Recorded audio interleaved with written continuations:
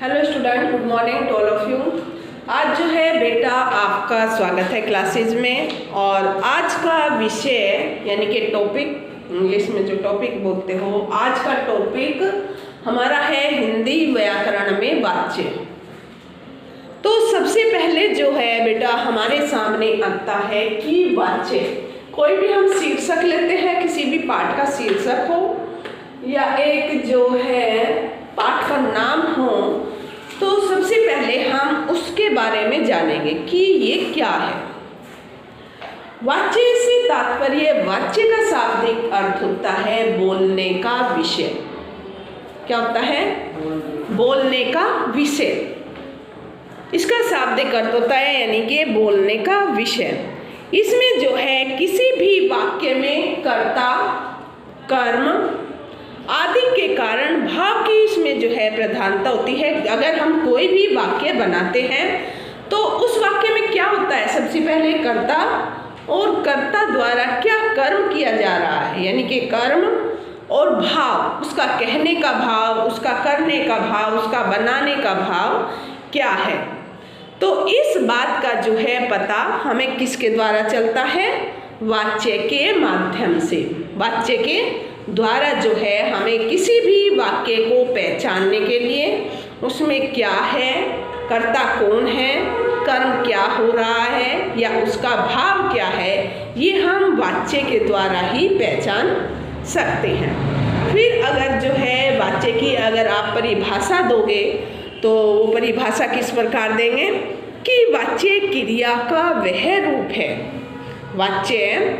वाच्य का अर्थ क्या है? बोलने का विषय। किस विषय पर हम बोल रहे हैं, तो अगर इसकी परिभाषा देंगे, वाच्य जो है क्रिया का वह रूप है जिससे यह पता चलता है, क्रिया का कौन सा रूप है? जिससे यह पता चलता है कि क्रिया का प्रधान विषय कर्ता है, कर्म है या भाव है। डेफिनेशन एक बार यानी कि परिभाषा फिर देखेंगे। वाच्य जो है क्रिया का, सबसे पहले हम ये पता लगाएंगे कि क्रिया का जो है वह रूप, कौन सा रूप है, कि इसमें प्रधान कौन है? कर्म है, कर्ता है या क्रिया है, ये कौन है या भाव है? कौन है इसमें प्रधान, यानी कि मुख्य काम के करने वाला किस पर जोर दिया जा रहा है, यानी कि किस विषय पर जो है यहाँ कहा जा रहा है, तो उसे जो है हम क्या कहते हैं? वाच्य। अगर जो है हम अब आएंगे कि वाच्य के कितने भेद होते हैं। वाच्य के बारे में आपको शाब्दिक अर्थ इसका पता लग गया है कि वाच्य का शाब्दिक अर्थ होता है बोलने का विषय, बोलने योग्य। ये तो है नहीं हम कुछ भी खड़े होके बोलने लग जाएंगे, तो कोई विषय होता है, उसको निर्धारित करते हैं हमने किस विषय पर जो है भाषण देना है या किस विषय पर जो है आज कक्षा में पढ़ाना है, तो उसे जो है हम क्या कहते हैं बेटा? वाच्य कहते हैं। अब आता है वाच्य के कितने भेद हैं। वाच्य के जो है निम्नलिखित कितने भेद हैं? 3 भेद हैं। कितने भेद हैं? 3 भेद हैं। सबसे पहले जो है कर्तृत्व वाच्य, फर्स्ट जो है आपकी बुक में भी है ये कर्तृत्व वाच्य। और सेकंड जो है इसमें कर्म वाच्य, कर्म वाच्य। और थर्ड जो है बेटा इसमें भाव वाच्य। यानी कि वाच्य के जो है 3 भेद हैं या 3 प्रकार हैं, ये भी कह सकते हैं प्रकार हैं। सबसे पहले हम समझेंगे कि कर्तृत्व वाच्य जो है हम किसे कहते हैं? वाच्य के प्रकार।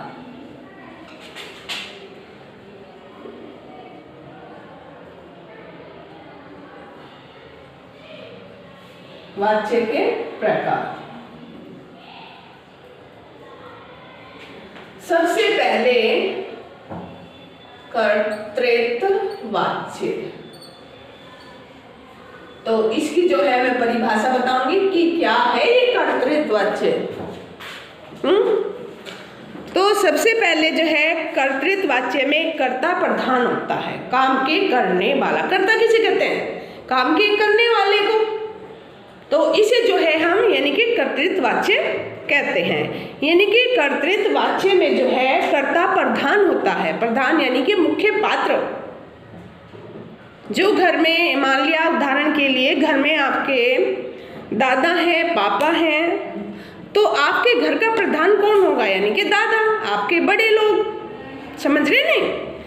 तो यानी कि कर्तृत्ववाच्य में कर्ता प्रधान होता है, काम की करने वाला इसमें जो होता है प्रधान होता है। और वे क्रिया के लिंग, वचन व पुरुष कर्ता के अनुसार होते हैं। क्या होते हैं? वे क्रिया, और जो इसमें आती है कर्ता क्या करता है? क्रिया करता है। क्रिया, लिंग, पुरुष है, स्त्री है। वचन, बहुत सारे पुरुष हैं या बहुत सारी स्त्रियां हैं। वचन वे पुरुष कर्ता के अनुसार होते हैं। पुरुष जो होते हैं हमेशा किसके अनुसार होते हैं? वो काम के कर्ता के अनुसार ही होते हैं। जैसे राजू लीची खाता है, उदाहरण है इसमें हमारा राजू लीची खाता है।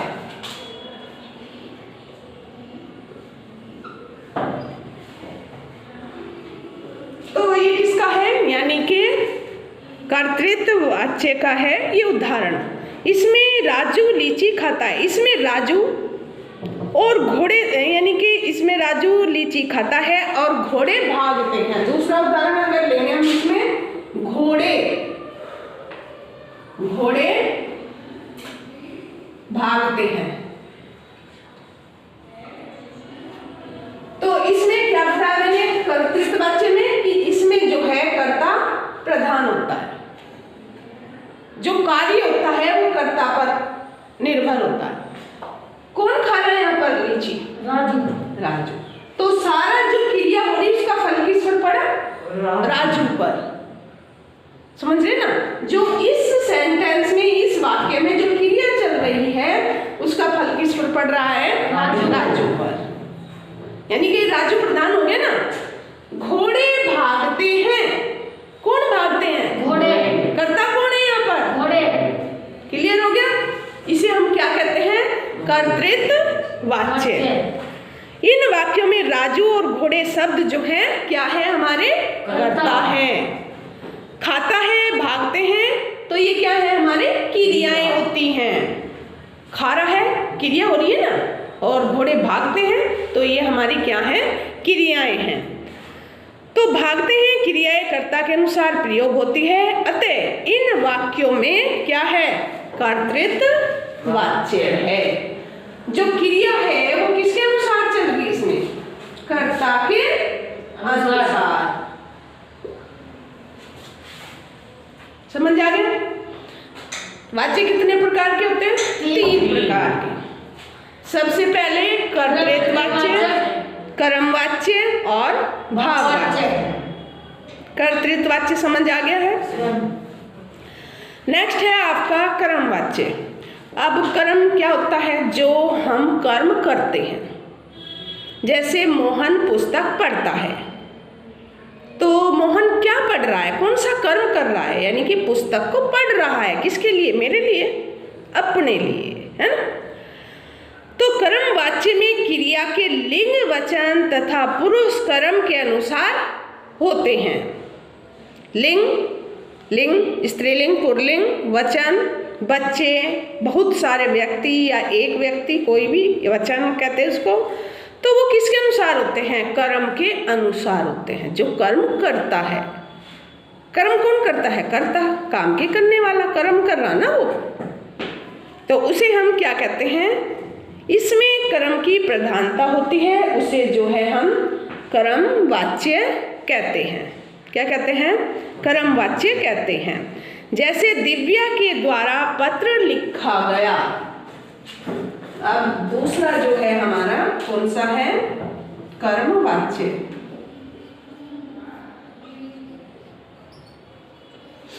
इसका उदाहरण क्या होगा? दिव्या के द्वारा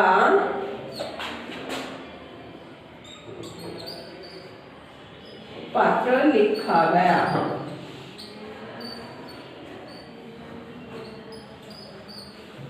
दिव्या के द्वारा पत्र लिखा गया। तो इसमें पत्र किसके द्वारा लिखा गया, किस पर प्रभाव पड़ रहा, कर्म किसके द्वारा किया जा रहा है, दिव्या के द्वारा। तो क्या लिखा जा रहा है द्वारा, पत्र। समझ गए, कर्म क्या कर रही है दिव्या, दिव्या क्या कर्म कर रही है, यानी कि वो पत्र लिख रही है। अगला है अंकुश के द्वारा पतंग उड़ाई गई है। अंकुश, दूसरा उदाहरण इसका, अंकुश के द्वारा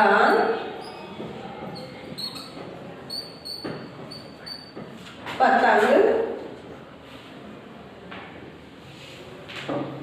उड़ाई गई।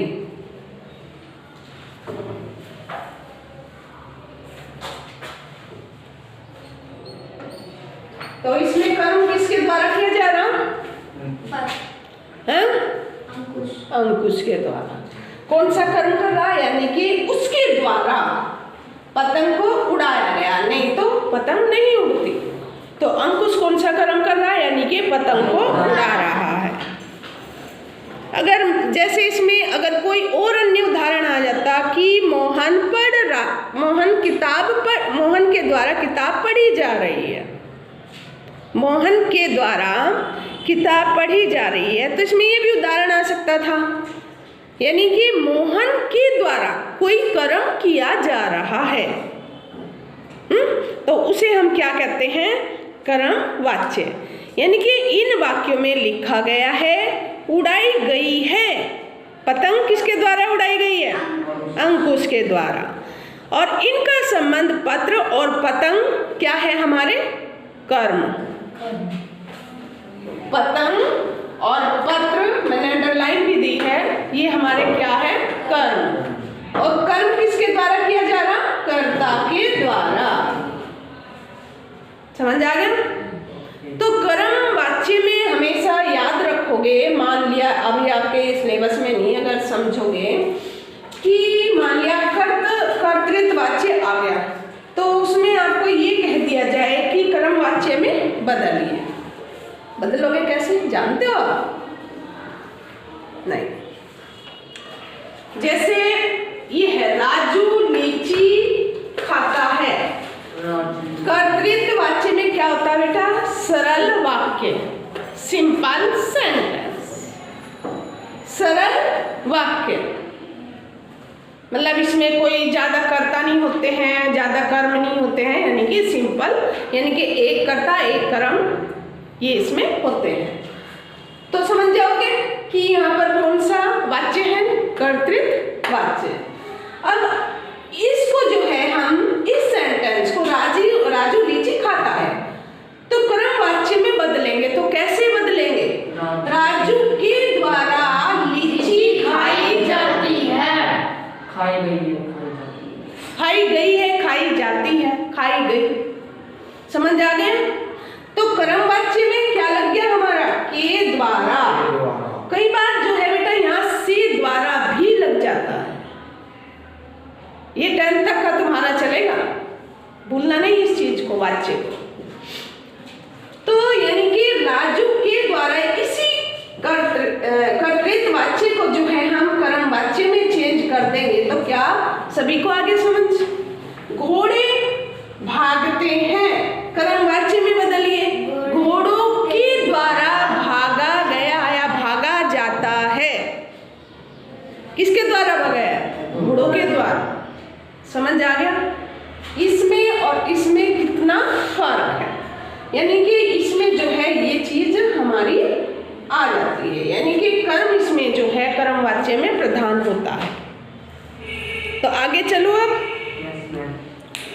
अब है हमारा यानी कि भाव वाच्य, यही रेज कर दूं। Yes ma'am. भाव वाच्य में आप पढ़ेंगे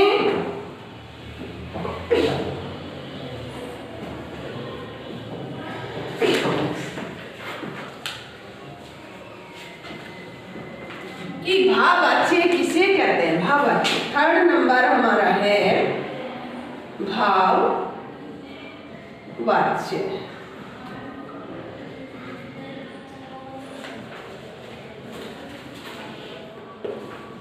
भाववाच्य सबसे पहले किसे कहते हैं? भाववाच्य।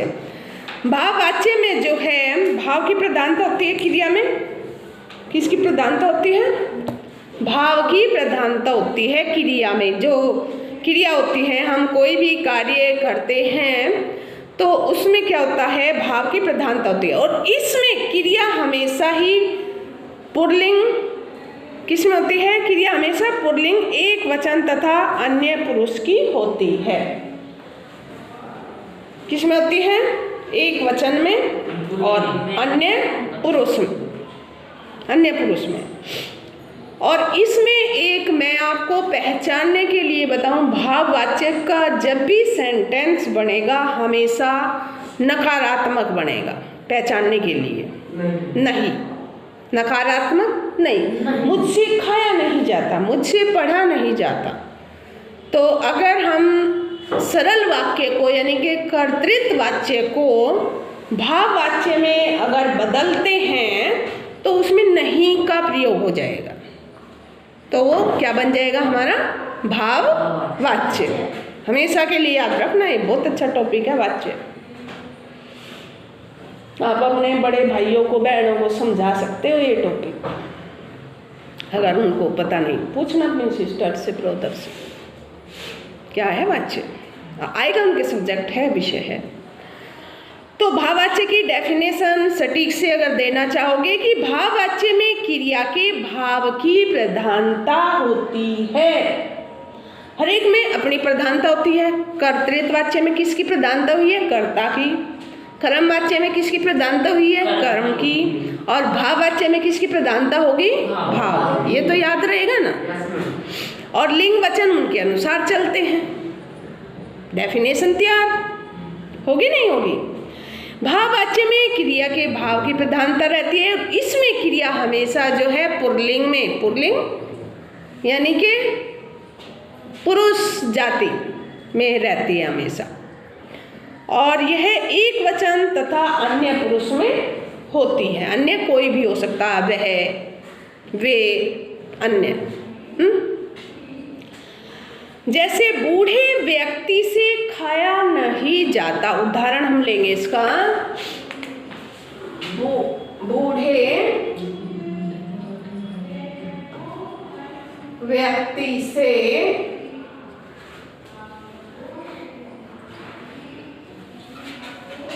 खाया नहीं जाता।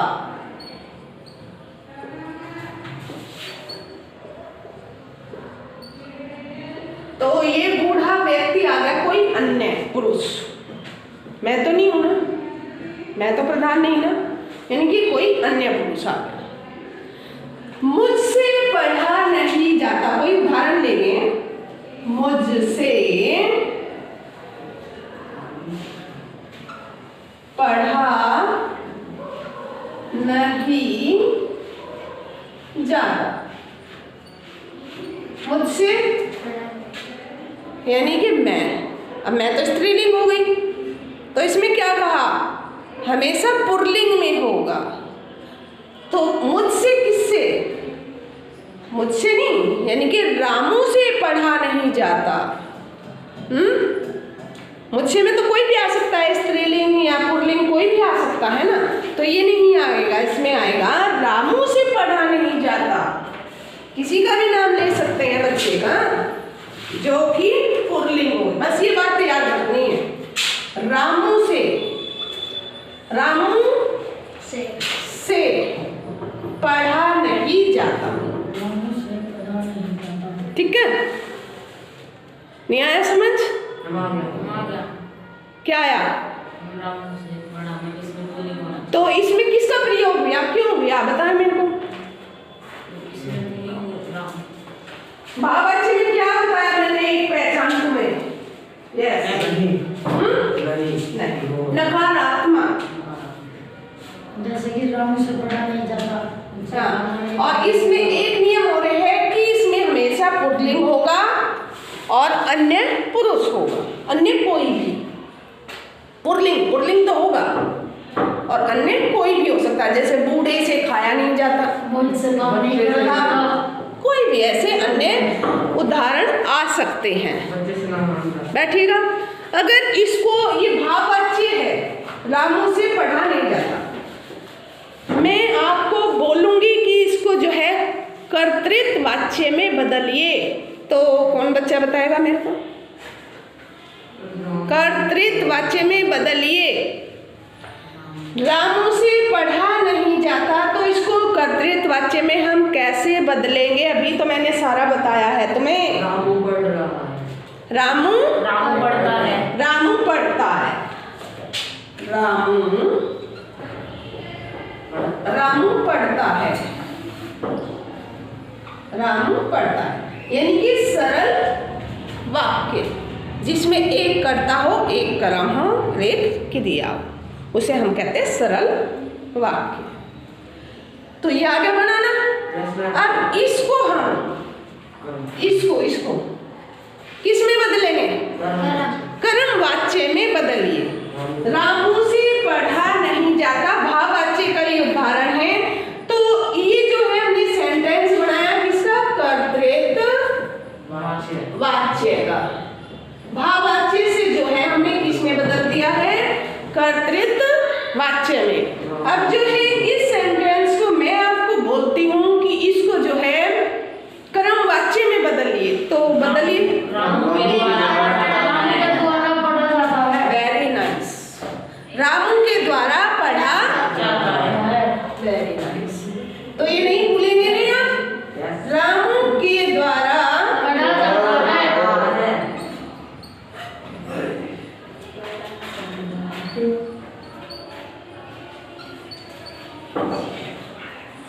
तो ये बेटा 6 to 10 या आगामी क्लास, अन्य क्लासों में भी इसका अध्ययन हम कर सकते हैं। किसका?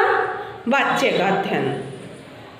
तो इसमें जो है वाच्यों की पहचान, जैसे कर्तृत्व वाच्य है, कर्तृत्व वाच्य में जो है ने विभक्ति का प्रयोग होता है। जैसे रामू ने खाया है, तो इनकी पहचान के लिए कुछ हम ऐसे नियम होते हैं उनको पहचानने के लिए। जैसे मैंने आपको बताया कि भाववाच्य में हमेशा नकारात्मक प्रयोग होता है, यानी कि नहीं, नकारा जाता है हर चीज को। तो कर्तृत्व वाच्य में जैसे विभक्ति में ने का प्रयोग होता है, और कभी कभी कर्ता बिना विभक्ति के भी होते हैं।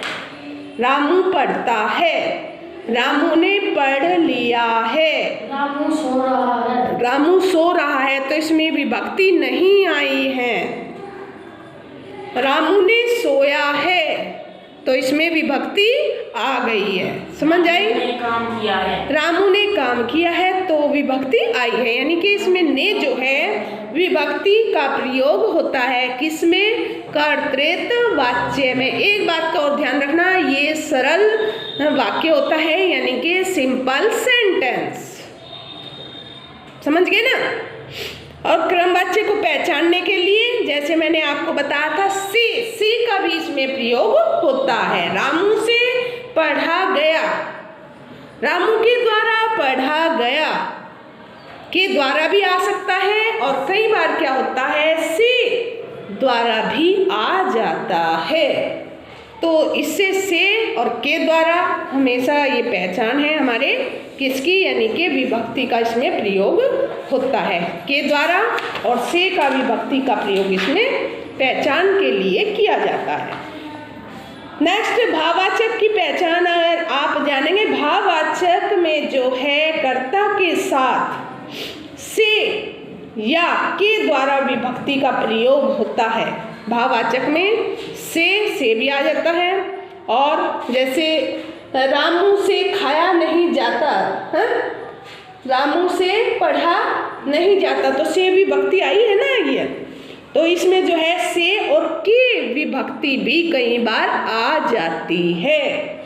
जैसे क्रिया हमेशा अकर्मक होती है। अकर्मक क्रिया कौन सी होती है? जिसमें कर्म की आवश्यकता नहीं होती है, और जिसमें कर्म की आवश्यकता होती है उसे कहते हैं हम सकर्मक।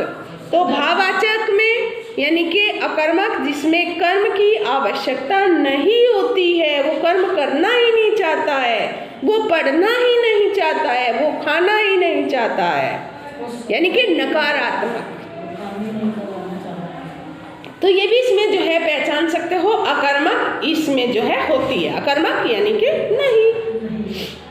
क्रिया का रूप हमेशा भाववाचक में कैसा रहेगा? एक वचन में। क्रिया जो होगी वो एक वचन में होगी, बहुवचन में नहीं होगी। और पुल्लिंग और अन्य पुरुष जो है इसमें होता है। किसमें? भाववाच्य में।